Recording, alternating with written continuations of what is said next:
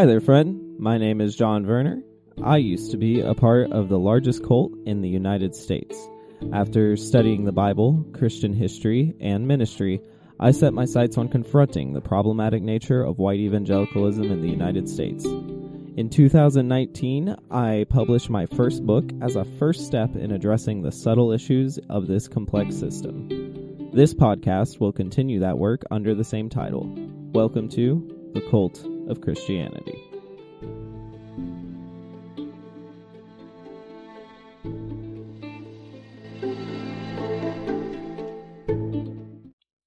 We keep on being told that religion, whatever its imperfections, at least instills morality. On every side, there is conclusive evidence that the contrary is the case, and that faith causes people to be more mean, more selfish, and perhaps above all, more stupid. Christopher Hitchens quickly and articulately gets to the essence of anti-theism in this quote. Those with less academic understanding of religion might assume the three types of folks are atheist, theist, and the agnostics in between. More accurately, though, the spectrum of theism's endpoints are anti-theism and militant theism. Anti-theist, they look at the historical and theological data and conclude that believing in God causes harm inherently. This is different than those who merely have problems with organized religion. In fact, I've yet to find any Christian who doesn't have a gripe or two in that department. The anti-theist assumes that whether it be psychological, cultural, or some other unknown variable, faith leads to harm. What most people mean when they say popular atheist, Dawkins, Hitchens, etc., what they mean is anti-theist. Popular atheism and anti-theism can look remarkably similar, but the distinction is worth making. It is one thing to say, I believe there is no God, but quite another thing to say, I believe the belief in God causes harm. Now, the full range of belief is such a large spectrum that we can all argue about what determines X, Y, or Z. Does Christianity, Islam, Buddhism, vague spirituality, apathy, atheist, or anti-theism, what causes the most harm to yourself or other humans? I'm sure a survey of 100 people would have 100 unique takes or rankings. Our definitions of harm, faith, and rationality are rarely completely congruous. For the anti-theist, the evidence seems overwhelming that belief in God undeniably causes harm. Are they right? It seems I spend enough time calling Christianity a cult that I must be an anti-theist, right? The anti-theist equation goes, 1. We can only know what we can observe.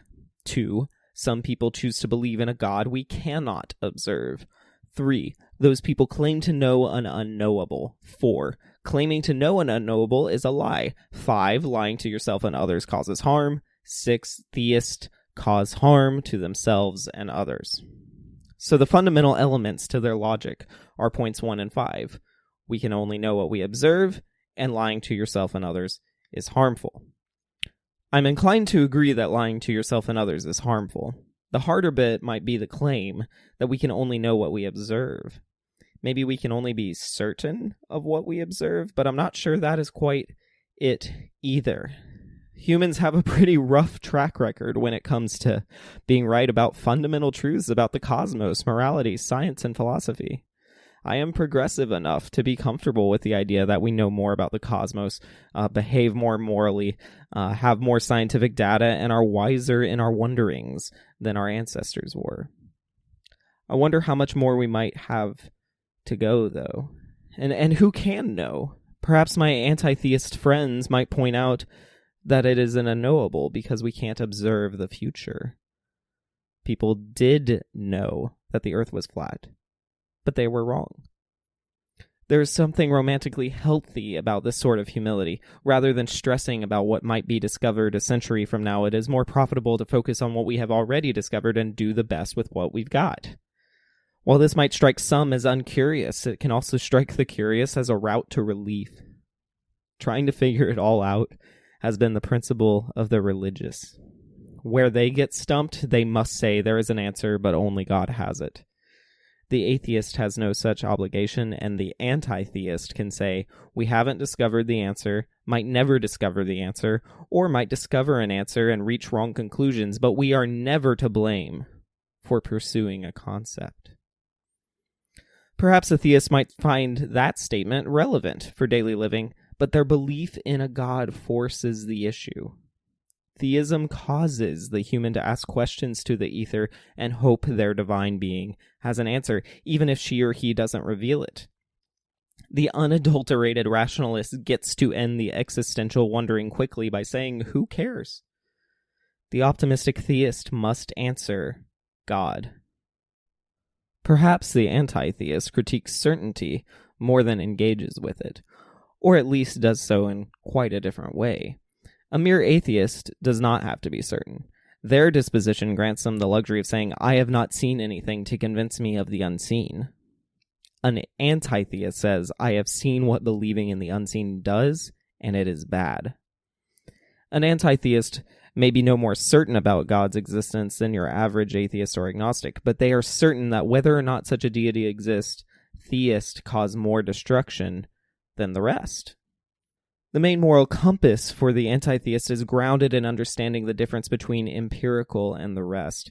Consider something more ethereal like the scientific theory of gravity. If you've watched the show Friends, you might remember an episode where Ross, whose job involves caring deeply for dinosaurs, and Phoebe, whose job involves singing Smelly Cat, they were talking about evolution. The scene went as follows. Ross: you don't believe in evolution? Phoebe: I don't know. It's just, monkeys, Darwin, it's a nice story. I just think it's a little too easy. Ross: Too easy? To the process of every living thing on this planet evolving over millions of years from single-celled organisms is too easy? Phoebe: yeah, I just don't buy it. Ross: excuse me, evolution is not for you to buy, Phoebe. Evolution is a scientific fact, like the air we breathe, like gravity. Phoebe: oh, okay, don't get me started on gravity. Ross: you don't believe in gravity? Phoebe: well, it's not so much that, I don't believe in it, it's just, I don't know, lately I get the feeling I'm not so much being pulled down as I'm being pushed. While this bit is obviously hilarious, there is a contrast between worldviews being demonstrated rather artfully. The understanding of gravity has led to many important discoveries in physics, astronomy, oceanography, and other parts of the entire scope of understanding our material world. Ultimately, though, we more have assigned the term gravity to the Earth's pull rather than seen it with our own eyes. Just as there are plenty of people who still believe the Earth is flat despite evidence shown, many could do the same thing with our understanding of gravity. However, what might sound like equivalent views can devolve into nonsense rather quickly, as Phoebe demonstrated later in the episode. Ross: okay, Phoebes, see how I'm making these little toys move? Opposable thumbs. Without evolution, how do you explain opposable thumbs? Phoebe: maybe the overlords needed them to steer their spacecrafts. At this intersection, what Ross and Phoebe are discussing are two rather different things. Phoebe is using her imagination to string together an exciting narrative. Ross is analyzing the data and accepting the best theory based on empirical data. The harm is if Phoebe assumes she is doing the same thing that Ross is. Phoebe is such a great character, I'm still going to give her the last word. Later, when Ross won't stop pestering her about her denial of evolution, she gets personal. Phoebe: what is this obsessive need you have to make everyone agree with you? No, what's that all about? You know what I think? I think maybe it's time you put Ross under the microscope. Here's where the theist and the anti-theist often talk past each other. An anti-theist is strictly against introspection devoid of outer evidence, while a theist allows for their internal inclinations to play a part in their ultimate decision-making regarding their worldview. But perhaps, in the anti-theist's defense, we are still being too abstract.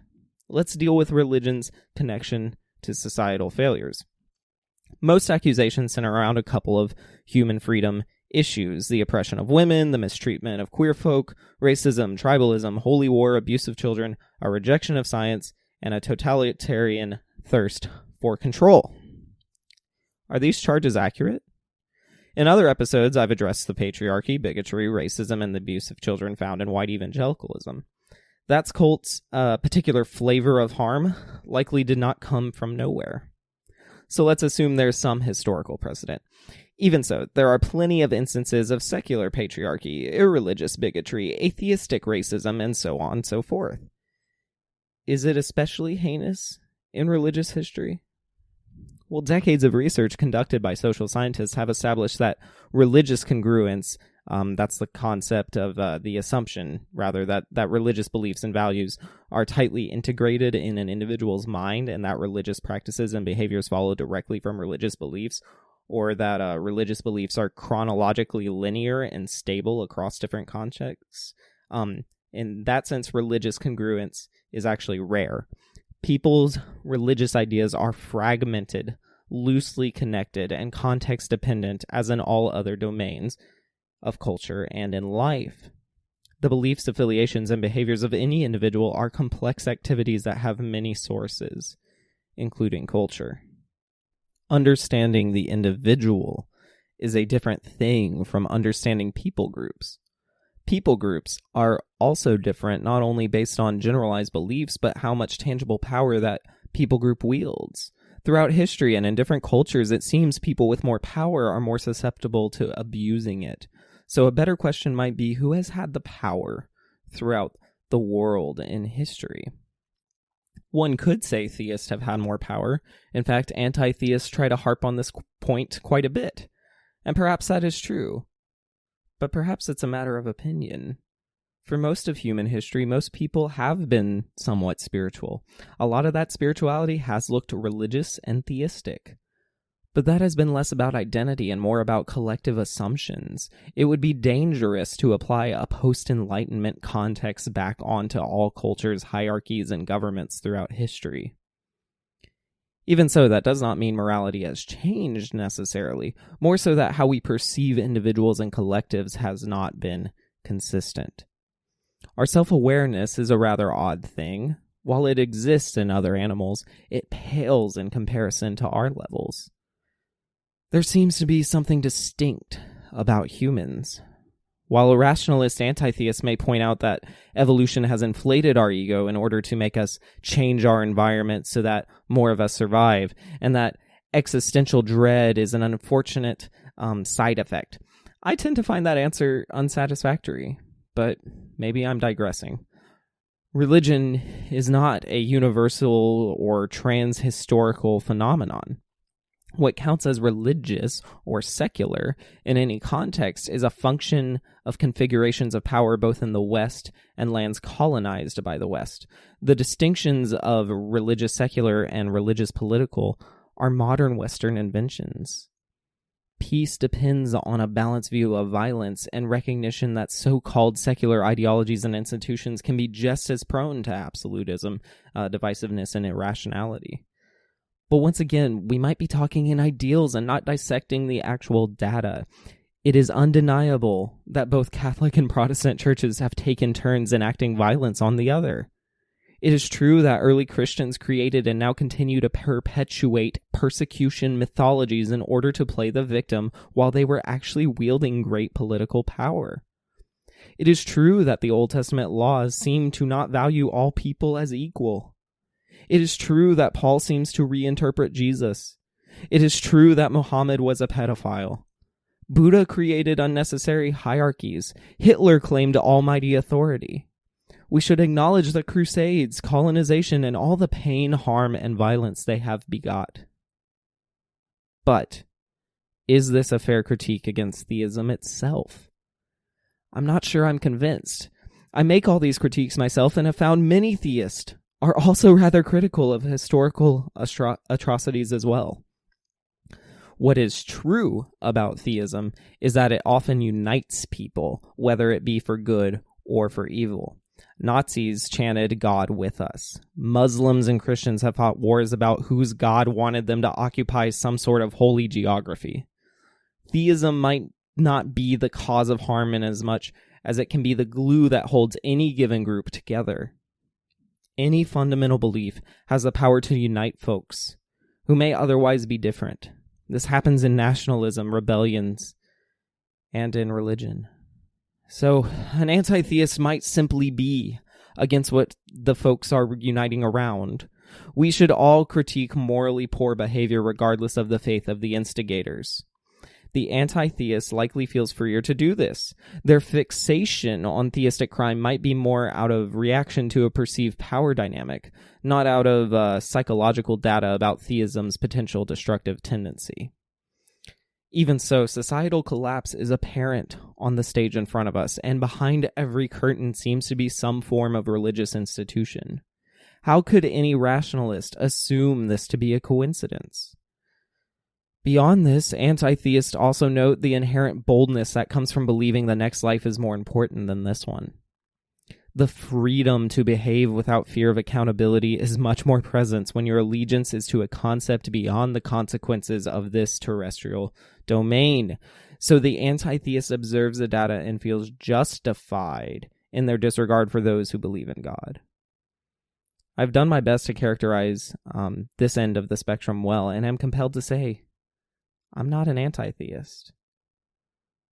Partially, I find it unnecessary to be anti-something that, 1, I used to be myself, 2, might be again someday, and 3, find not to be the issue. All critiques of theism seem to be critiques of certain individuals and people groups, not actually a valid critique of believing in God.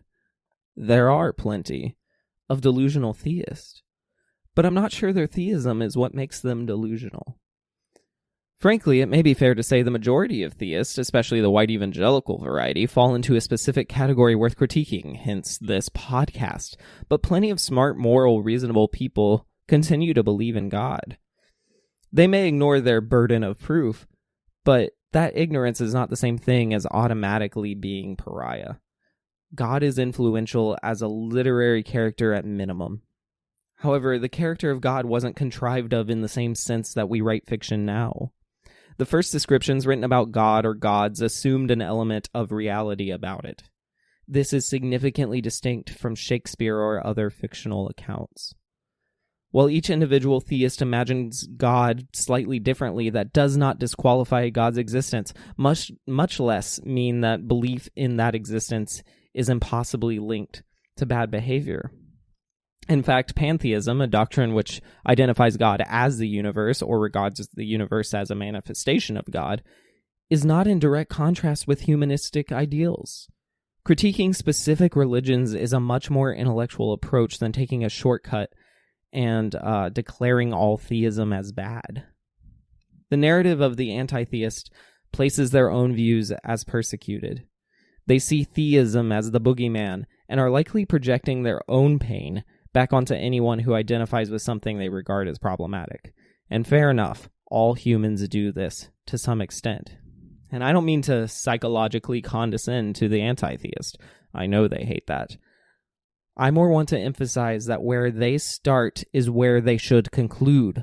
Assuming no one can know whether or not a God exists is a humble proclamation, and criticizing the lack of humility among theists is probably fair.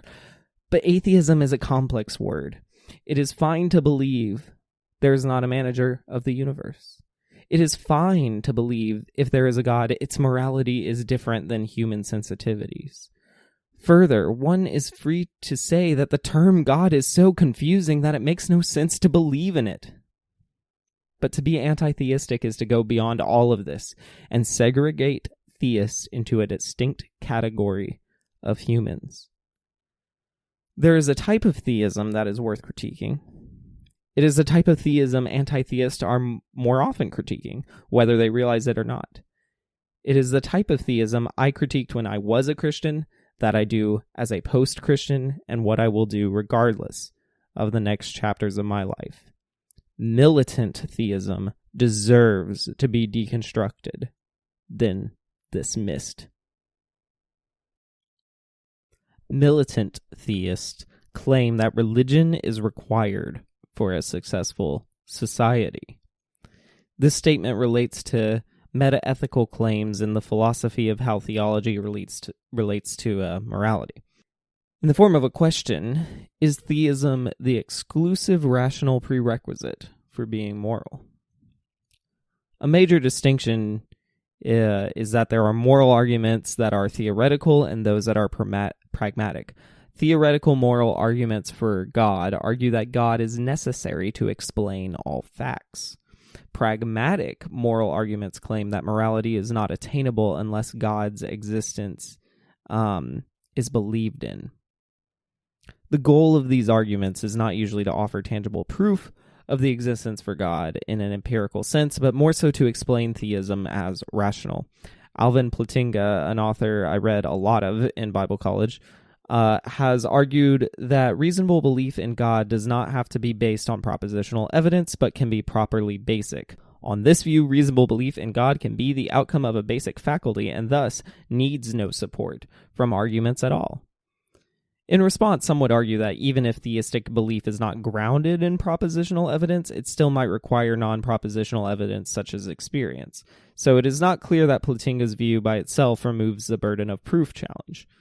The anti-theists will continually harp on the fact that those asserting a claim must be responsible for the burden of proof. However, their presupposition is that we are atheistic creatures by nature, and that does not seem to be proven by historical accounts. You cannot say theism has institutional authoritarian power and is also somehow a belief that no rational person would subscribe to. Unless you, of course, believe most people are irrational, which seems to be where many anti-theists land. The militant theist argues that the debate between atheism and theism is not simply an argument of whether one more thing exists in the world. In fact, God is not to be understood as an entity in the world at all. Any such entity would be, by definition, not God. The debate is rather a debate about the character of the universe. In other words, there is a distinction between the creator and the creation. Additionally, Thomas Aquinas argued that some things that are good are better than other good things. Perhaps some noble people are nobler than others who are noble. In effect, Aquinas is claiming that when we grade things in this way, we are at least implicitly comparing them to some absolute standard. Aquinas believes a standard cannot merely be an ideal or hypothetical, and thus these degrees of goodness are only possible if there is some being which has this quality to a maximum extent. He says, quote, "There is something which is truest, something best, something noblest, and consequently something which is uttermost being, for those things that are greatest in truth are greatest in being," end quote. This basic formula has been repeated by theistic apologists ever since. However, the task of making this argument come to life often comes back to a skill in rhetoric, as it requires a common ground of morality, and further claims that morality is meaningless without assuming theism to be true. In the more pragmatic realm, the argument gets even more dicey. Pointing at all the good churches have done, or more specifically, all the good theists have done, is rather tough to quantify, especially when all of our morals are much more relative than theists wish was true. In fact, I think anti-theists also wish we had more shared sense of morality. But the militant theist assumes that without their brand of morality, society would be more and more immoral. This makes militant theism diametrically opposed to progressivism. This kind of theist must assume that as we appear to become a more moral society, we are actually merely pretending, or alternatively, what appears to be moral is a lie. As we become more irreligious, the militant theist would expect poorer behavior. What theists might get right is that our awareness must be contingent on something beyond our mere social and parasocial hive mind. Otherwise, any discussion of morality would be so context-specific the concept would lose all meaning. Even so, God might be a convenient explanation for our consciousness, but certainly not a proven one. Further, a theist is forced to believe scientific discoveries to be consistent with their belief in God, never in competition with it. This is why six-day creationists and more literal Bible readers have great difficulty speaking in coherent sentences. Regardless, a theist is able to distinguish between rational empirical facts and where we derive our morals, while a non-theist will be somewhat limited to nature versus nurture. The theist is granted a third category, spirituality. And there are plenty of spiritual folk who are not strict theists, but they must usually concede there is something beyond the observable, and will likely only be coherent if they reckon with some form of ultimate divine. Even so, militant theism is not even that gracious. That belief requires that all good done by non-theists is still the result of their deity. This narrow view might be internally consistent, but that does not make it fair. Once again, the militant theist claims to know an unknowable. Ultimately, no version of the moral argument constitutes a proof of God's existence. The premises are presuppositions, not facts. This does not mean the arguments have no weight at all. The cumulative case for theistic belief may be raised by various moral arguments. However, this never comes within a mile of theism being the prerequisite for being a moral person, much less a moral society. Post-Enlightenment Westernism takes ancient Eastern assumptions about deism and frames the conversation in a rather rational space. The problem is that theism is transrational. While the anti-theist sees transrational as synonymous with irrational, they are distinct terms. Going beyond is not necessarily going insane. What is irrational is assuming theism to be strictly rational. This is the crime of militant theism. The reason for moving theism into the space of being reasonable is because in order to argue that everyone should be a theist, you must make it essentially rational. And the easiest way to do this is to claim that in order for us to be more heavenly and less mere simulations of this celestial hellscape, we must believe in God. And there is a reason I label this brand of theism as militant. I'm sure some might find it rather harsh. Well, and maybe it is rather harsh, but it's not unwarranted. In our Western culture, we often think about how Islamic extremists have sought to spread their religion through violence. But Christianity and Judaism have had their fair share of blood on their hands as well, and sometimes in much more subtle ways. But beyond supposed holy war, this type of theism is militant in the sense that it is radical. It is one thing to say that I believe in God, but quite another thing to say everyone should believe in God. It may be dressed up through academia or mythologized into folklore or tradition, but it is a revolutionary ideal to picture all those who aren't theist as problematic, or worse, the enemy. The moral arguments for God have not usually been articulated for one's own spiritual enlightenment, but for the sake of proselytizing, or maybe even worse, justifying the unjustifiable. The reason such a theism is militant is because it claims that the final authority in life is God. And making God the ultimate authoritarian allows actual authoritarians to make their tyranny reasonable. If emulating the divine, supposedly this being that originates morality, is to be admirable, then why wouldn't you aspire to reign over others? I'm sure a more reasonable theist might remind me to remember the creator-creation distinction. God is allowed to behave in ways that we aren't. But that phrase seems rather meaningless once deconstructed. Playing by different rules from God seems to be in tension with listening to his rules for our life. By the way, do those rules come from the Bible, the most powerful church at the moment, and or laws from leaders he supposedly divinely appointed? Once again, it seems that theism asks more questions than it answers. Perhaps not for the individuals, but certainly for the collective, if we are supposed to subscribe to a theistic worldview. I'm not sure there is a way to believe in a God in any meaningful sense of the word without incidentally creating a hierarchical structure to human existence. I find this to be consistent with the fact that many militant theists seem to be wary of anti-hierarchy rhetoric and often propagate the benefits or at least some sort of naturalistic arguments in favor of hierarchy. I obviously can't spend too much time discussing anarchy versus hierarchy versus democracy in this episode. Though these ideas relate to the theistic spectrum, I want to limit my monologue to this simple point. Hierarchy is not the default.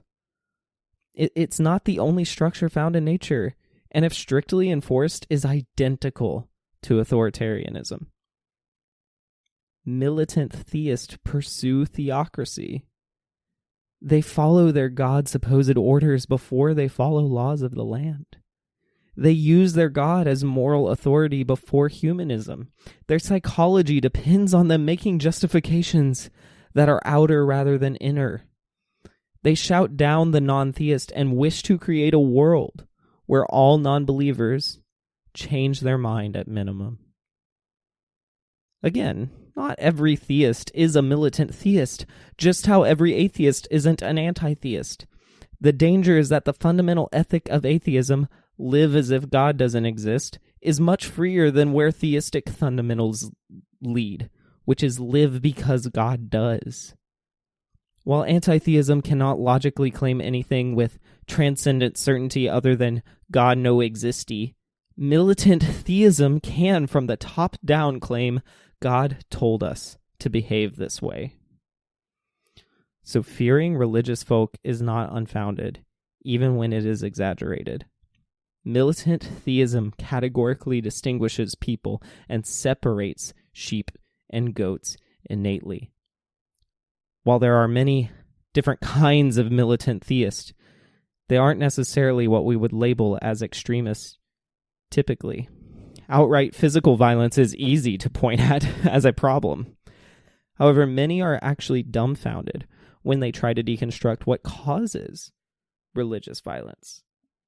And I get annoyed because what I can glean from social media reactions seems to be some sort of, it is tragic when people use religion to justify their violence. This implies the individual was doomed to be a perpetrator and somehow religion was the path of least resistance to justify the action. And this view is too simplistic. On the other hand, some chalk religious terrorism up to the perpetrator being a blind, brainwashed Sims character who acted based on what that ideology determined. And this, unfortunately, quickly fails to hold the individual accountable. Where the truth of both these responses intersect is that people function based on an exponential amount of variables, some of which they are self-aware of, some of which they cannot be.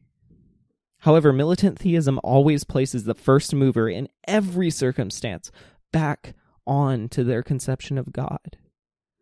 Thus, depending on which institutionalized cult leader wants to make a statement, a religious terrorist is either obeying or disobeying God. They're either fulfilling their role as a radical or a martyr. And this is the consequence of labeling the source of life, the manifestation of the universe, the ultimate oneness, and other vague ways of explaining that thing we are all compelled to believe in as an ultimate authority. While there may be some philosophical or theological value in contemplating these higher concepts, it more often serves as a distraction from dealing with the pain and consequences of our real world. And if there be a realer world, it cannot be meditated on so heavily that we ignore our actual surroundings. This is the tragedy of militant theism. Further than the individual and people group dissociation that happens in this ideology, conversion should be the only logical mission in every militant theist's life. There are plenty of theists who believe that conversion is either a waste of time or not their responsibility. However, in militant theism, the assumption of all goodness coming from God makes it innately immoral to not propagate their narrative. In Christianity, this looks like wanting to save people from hell. In Islam, this looks like creating a holier society. In other sects, it looks like giving your friends an opportunity to improve their life. Conversion is a personal choice. Even if it feels like your autonomy is rather limited, it is technically true you can accept or reject whatever ideology you want, at least in a full-functioning adult. Even so, we are also victims of our circumstances in some pretty unmalleable ways. Therefore, the militant theist seeks to convert through political structures, pseudo-humanitarian aid, business endeavors, media engagement, discipleship programs, and every single interaction they have with a stranger. In fact, much of the shame built into evangelicalism is that you can never evangelize enough unless you become a crazy person yelling on the street. The idea that you can argue someone into believing what you believe is a common misconception that all sorts of people with all sorts of beliefs engage in. It is true that good arguments can be convincing, but not in any absolute sense. All adults eventually think for themselves, even if the thought goes something like, I'm deciding to believe whatever I'm told by that guy. This is not an argument against arguing. I really enjoy being combative myself. Even so, converting someone to your perceptions is innately problematic. That desire is not for the good of someone else, but a rather egotistical assumption that what works for your head and heart works for everyone else. It might be close. It might even be exact, but to love someone means you have no desire to have control of their mind. Mature love automatically holds other folks' autonomy in high esteem. Conversionism reduces life to a math equation.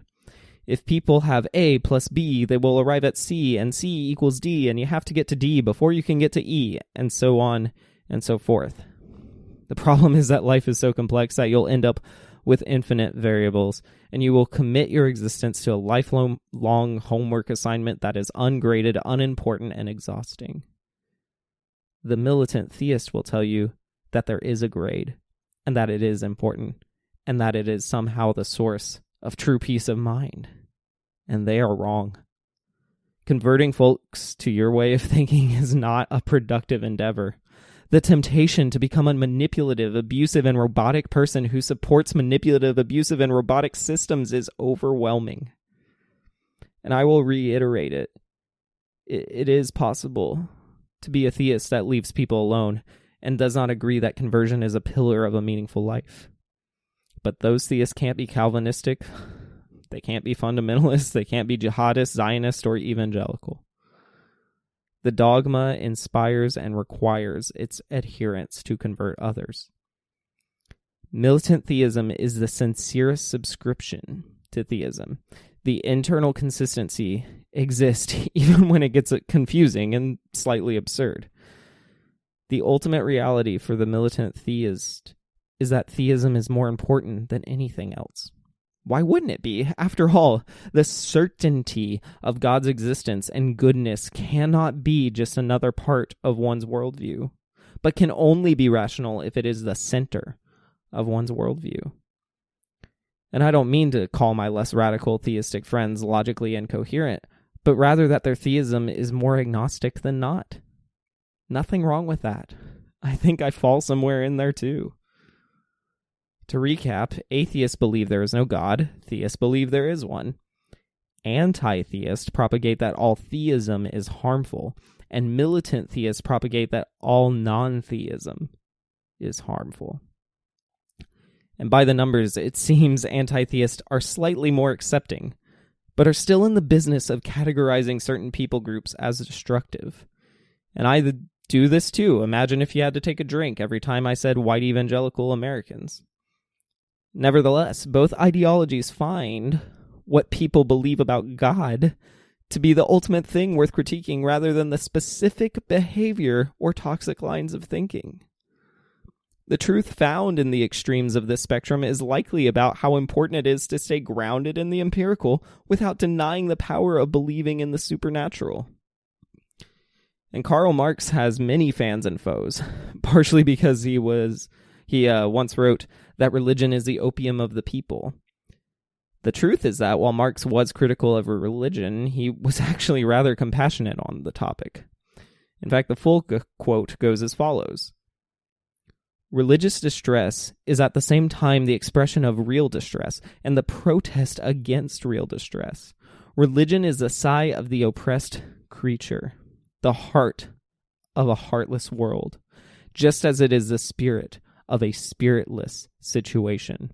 It is the opium of the people. The abolition of religion as the illusionary happiness of the people is required for their real happiness. The demand to give up the illusion about its condition is the demand to give up a condition which needs illusions. End quote. Marx is saying that religion's purpose is to create pain relief through fantasy, primarily for the poor. And economic realities prevent the poor from feeling important and meaningful in this life. So religion tells them not to worry because they will find true happiness in the next life. Now, Marx was likely more antagonistic to theism than I am, but he is often interpreted as unsympathetic or insightfully dismissive, calling religion delusional. I think this interpretation is weak, and regardless, it's not reality. Religion can be a life jacket, and more than that, a legitimate path to happiness for some, and for many, it might be the only chance they have at it.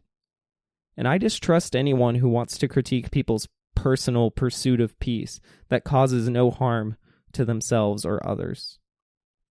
However, that contingency is not a light one and should not be optional. Do no harm is a fairly humanist moral that requires no belief in God to subscribe to. I will acknowledge that moral fabric has a spiritual component in that believing in a God would absolutely change how one perceives the definition of harm. All of the moral relativism gets very exhausting, and the temptation to subscribe to something like 10 Commandments, the 2 Commandments, religious propaganda, or any systemic answers to the chaos is there. Out of the systems, many cliches and norms have been established. However, I am compelled to leave the spiritual component of morality vague because even the limits of language and context seem to create more rules than they describe. And maybe it is the poet in me, but I think trying to get to morality through humanistic rationalism is rather dull and nonsensical, while doing it through fundamentalist interpretations of what God is becomes elitist and contradictory. The truth doesn't need to be in the middle or the extremes, because vague spirituality allows you to reject the paradigm altogether. My biggest problem with anti-theists, besides the general correlation I perceive of those who are anti-religion, that they tend to be arrogant. It's also that it creates this limiting allegiance to progressivism. To assume all ancestors in all of history who believed in fantastical, mystical, and theistic concepts lacked so much knowledge, wisdom, and insight that we should reduce them to barbaric victims of circumstance who would never think like they did if they were alive today. That's foolishness. I don't think belief in miracles is a denial of all scientific conclusions, and I don't think respect for the scientific method is an automatic denial of supernatural factors. This isn't toxic woke centrism. This is humanistic acceptance of the both and. I'm sure the intellectual nerds at the ends of the spectrum will get closer on the horseshoe in order to categorize these statements into some box that they can deconstruct, and honestly, I welcome it. I clearly enjoy deconstructing things myself. What I get sick of is the failure to recognize that systems are essentially made up of real humans, and it takes individual leaders, followers, and bystanders to make people groups. I can recognize, respect, and even love individuals, or even my conception of those individuals, while detesting the systems they create and sustain.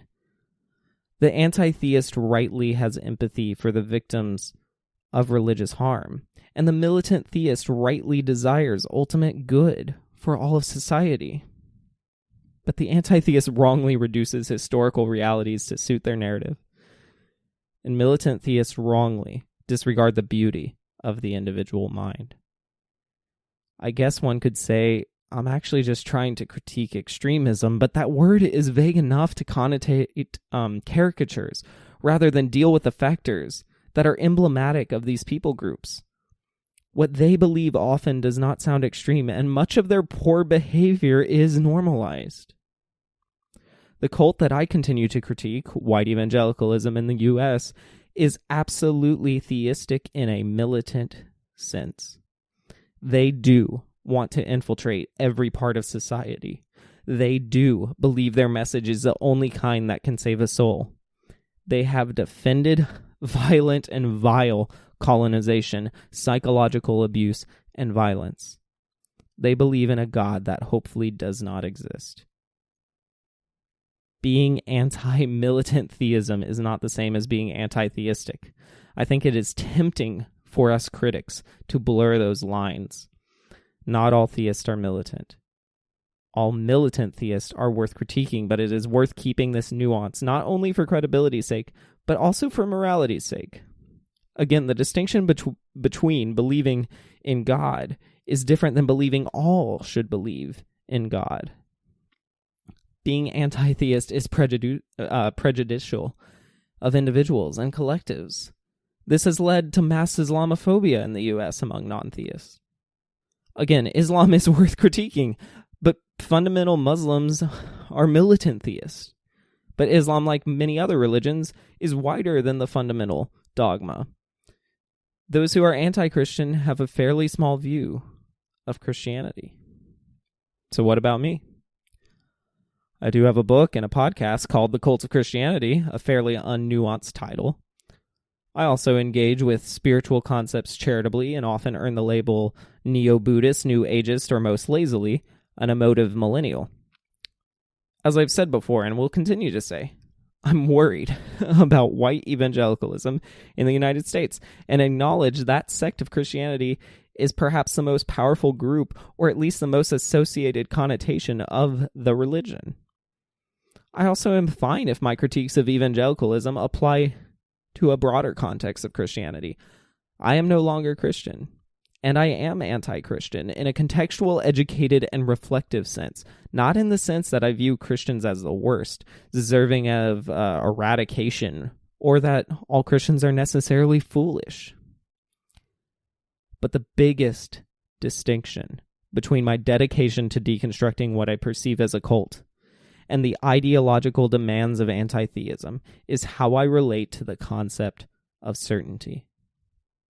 The whole point of this episode is that certainty about the unknown will cause problems. While I might get along with those who critique religion at every point, believing the belief in God will poison everything, that's its own type of certainty. And the psychological data and historical narratives simply don't allow us to take the shortcut that believing in God automatically causes bad behavior. Likewise, it doesn't bear out that it always causes good behavior. Further, these big concepts are not mere tools for being a good boy or a bad girl, but are fundamental wondering about why the hell are we here? Militant theists and anti-theists share the flaw that their perception is reality. Each of them will acknowledge the flaw in the other, but struggle to acknowledge it in themselves. They are twins, calling the other one evil, when they are born of the same mother with the same nature and similar nurturing. We don't have to be anxiously questioning everything and drift into an existential or nihilistic panic and deny the empirical. Epistemology is an important field, but sometimes the healthiest thing to do for both the individual and the collective is to shrug and mutter, I don't know. Listener, I don't know if God exists or not. I struggle to know if I'm a technical agnostic, a practical atheist, or a theist in touch with my doubt. I also don't care. We don't have to care. We don't have to do anything. We make choices based on what information and insight we have. Breathe. Exist. Don't stop the pursuit of truth, but don't start the pursuit of certainty. It's okay to know you don't. One of the tragedies of ideological propaganda is the limiting of individual creativity and the death blow to living in the moment. Using the past to justify the present pursuit of knowing the future is a losing game. History is fine, but it also isn't now. The future is worth caring about, but impossible to know. So how can we address militant theism without slipping into the trap of becoming anti-theist? Simple. Love others. Learn from others. And be the person you want to be. The rage I feel towards white evangelicalism and its adherents is grounded in who I love and what I've learned and who I want to be. The disappointment I feel towards anti-theism is based on who I love, what I've learned, and who I want to be. The academic side can be a helpful journey to walk through for the sake of growing in our understanding and deconstructing then reconstructing our perceptions. It is not helpful for the sake of choosing one of two teams. In any case, this exercise of being free, of being who you are, and of critiquing the right things in the right way, that's all impossible in the cult of Christianity. Oh yeah. Look, you could buy my book, you wanna buy my book, go buy my book, go to VernerBooks.com, yeah, go to VernerBooks.com, yeah, go buy my book and buy my book. If you go to VernerBooks.com, you can buy my book, you can buy my book, yeah. The Cult of Christianity, exclusively available on Amazon. You can search The Cult of Christianity, How Churches Control, Contain, and Convert by John Verner, or you can go to VernerBooks.com. You can go to VernerBooks.com. Go to VernerBooks.com. Buy my book! Buy my book! Buy my book.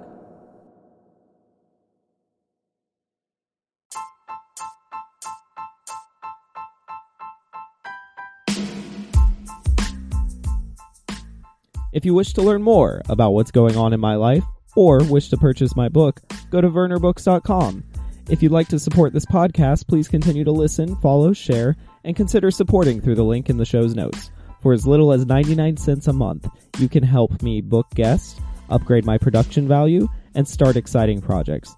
Thank you for listening, and remember to keep love in your life, hope in your heart, and searching in your soul.